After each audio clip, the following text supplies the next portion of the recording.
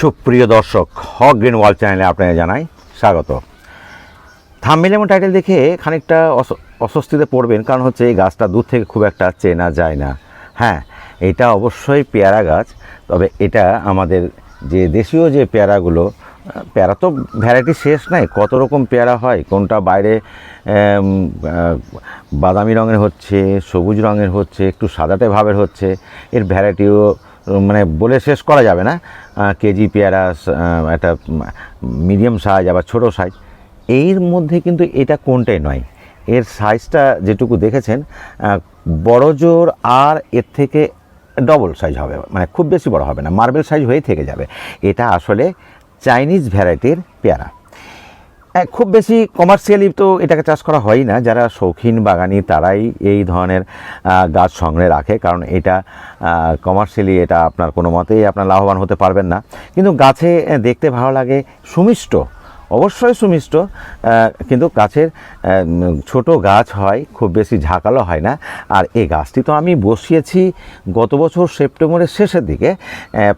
ফল বলতে তারপরে dormancy period যেমন থাকে, শীতকালে খুব একটা পেয়ারা এমনি স্বাভাবিক গাছগুলো তো হয় না, এই গাছও তেমন হয়েছিল না। তাহলে ফেব্রুয়ারি মাসে আমি একটুখানি খাবার দিয়েছিলাম। ফেব্রুয়ারি মাসে খাবার দেওয়ার পরে গাছের নতুন নতুন পাতা এসছিল, কারণ শীতকালে পাতাগুলো প্রায় বিবর্ণ হয়ে যায়, ঝরে যায়, গাছ মনে হচ্ছে মৃত্যুর দিকে এগিয়ে যাচ্ছে। তো তখন তো আমরা কোনো খাবার টাবার দিই না। ফেব্রুয়ারি মাসে পর যখন একটু একটু গরম পড়ছিল, তখন আমি একটু খাবার দিয়েছিলাম, সুষম খাবার।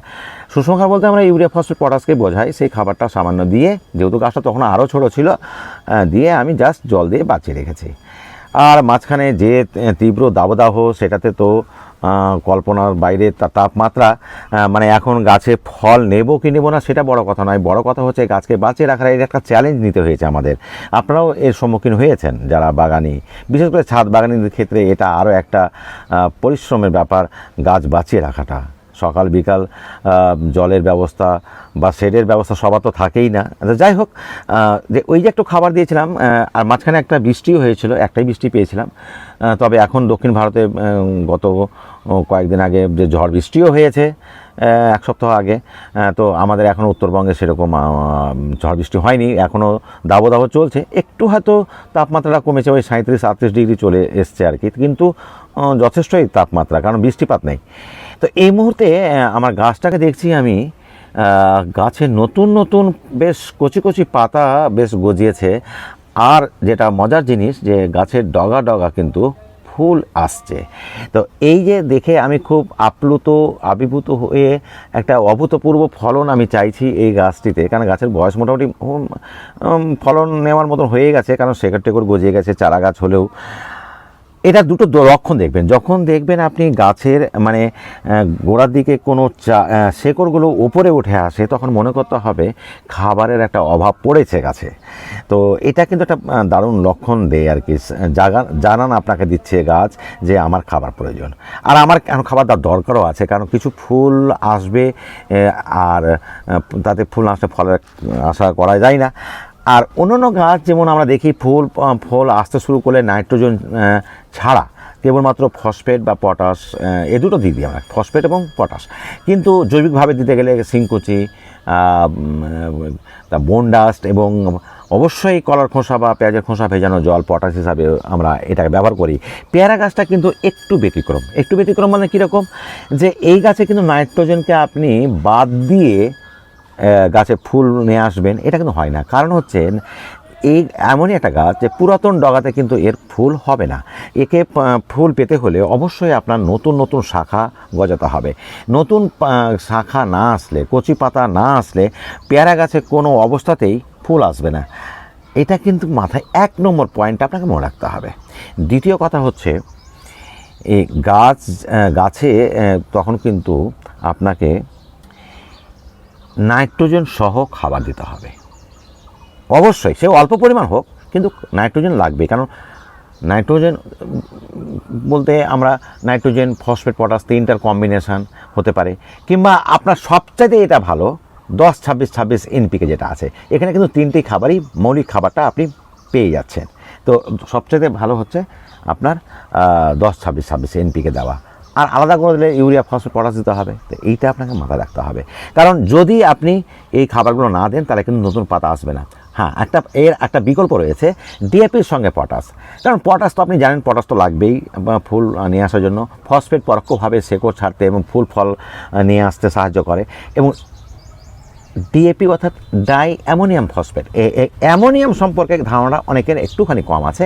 মনে রাখতে হবে, যেমন আমরা ইউরিয়া দিই নাইট্রোজেনের উৎস হিসাবে, আর নাইট্রোজেনের সরল এককের নাম হচ্ছে অ্যামোনিয়া, অর্থাৎ অ্যামাইনো অ্যাসিড। অ্যামাইনো অ্যাসিড না হলে প্রোটিন তৈরি হয় না, আর প্রোটিন তৈরি না হলে সেল বা কোষ তৈরি হয় না, আর সেল বা কোষ তৈরি না হলে গাছের কিন্তু নতুন নতুন পাতা বা শাখা আপনি পাবেন না। তাহলে আপনি ডিএপির সঙ্গে পটাশ দিতে পারেন। আসলে আমরা বাগানিরা অনেক সব রকমই খাবার দিই, কিন্তু খাবারটা কোন সময় কোনটা দিতে হবে এইটা সম্বন্ধে যদি সম্যক জ্ঞান না থাকে, তাহলে কিন্তু আপনি গাছের হিতে বিপরীত করে দিতে পারেন। যে আপনি এত পরিচর্যা করছেন তবুও আপনার কাঙ্ক্ষিত রেজাল্ট পাচ্ছেন না। কারণ একটাই, যে কোন সময় কোন গাছটা দিতে হবে। প্রত্যেকটা খাবার প্রত্যেক গাছের জন্য সমপরিমাণের চাহিদাটা থাকে না। প্রত্যেকটা গাছ সম্বন্ধে আপনাকে মোটামুটি জেনে নিতে হবে। তো যাই হোক, আমি আর দীর্ঘায়িত করছি না, এবারে একটু খাবারটা দেবো। এই জন্য আমি প্রথমেই করব কি, মাটিটাকে একটু খুঁড়ে নেব। তো বন্ধুরা, মাটিটা খুঁড়ে আমি মাটিগুলোকে গাছের গোড়ার দিকে চলে গেলাম। এবার আমি যে খাবারটার কথা বলেছিলাম সেটা হচ্ছে 10-26-26 এনপিকে। এটাকে অনেকে সুফলাও বলে থাকেন। সুফলা বলতে নাইট্রোজেন ফসফেট পটাশের কম্বিনেশান 10-26-26। তো এটা আমি 4 সারি দেবো, যেহেতু এটা কেমিক্যাল ফার্টিলাইজার। একটা তরল তৈরি হবে, এটাতে কিন্তু গাছের সার্বিক জৈবিক অনুখাদ্যগুলো পাওয়া যায়। তো আমি এটা যেহেতু বেলা হয়েছে, জাস্ট এই 1 গ্লাসই আমি দেব। কারণ অ্যাকচুয়ালি খাবার দেওয়ার আগের দিন গাছে জল দিয়ে রাখতে হয়, আর এখন তো খরার দিন, তাই প্রায় দিতে হচ্ছে জল।